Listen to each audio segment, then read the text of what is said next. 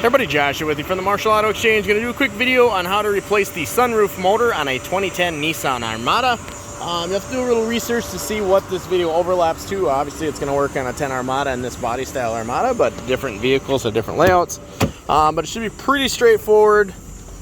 I've got some of the legwork done already, and I've got it running because it is about 90 degrees outside, and I've got the AC on in here. So it's a pretty straightforward process. The sunroof motor sits underneath the climate controls here.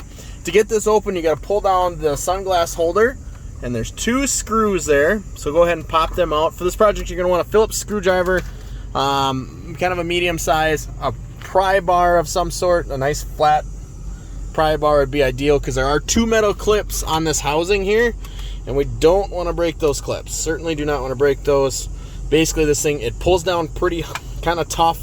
Once you pull it down, you've got two wiring harnesses to unhook. This one here and this one.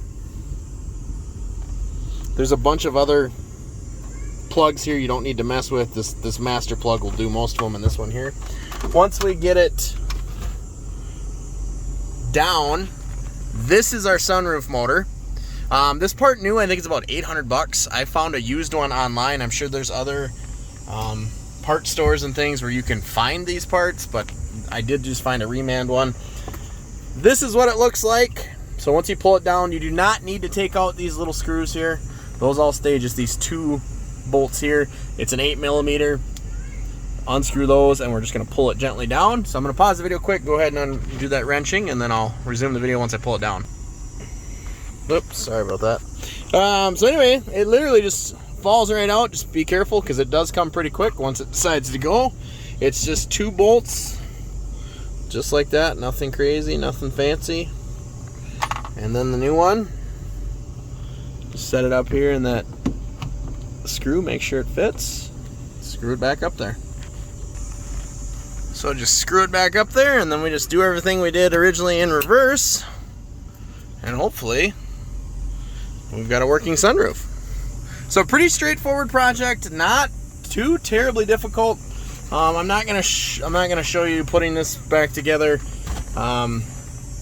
If you were confident enough to pull it down, it should be pretty straightforward putting it back up there. If you need to replace the rear climate control switches, it'd be right here as well. If you got to replace the switch, those 4 bolts there, quick and easy. For the sunroof, I was quoted $1,000. I bought this part online. I think it was like $110 with shipping.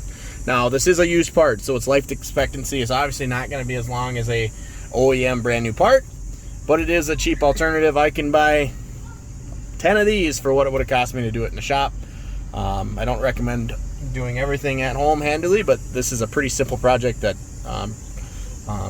really anybody could probably handle. So thanks for taking the time to watch this video. If you find it helpful, be sure to hit that like button. I certainly appreciate the feedback, and let me know if you have any questions.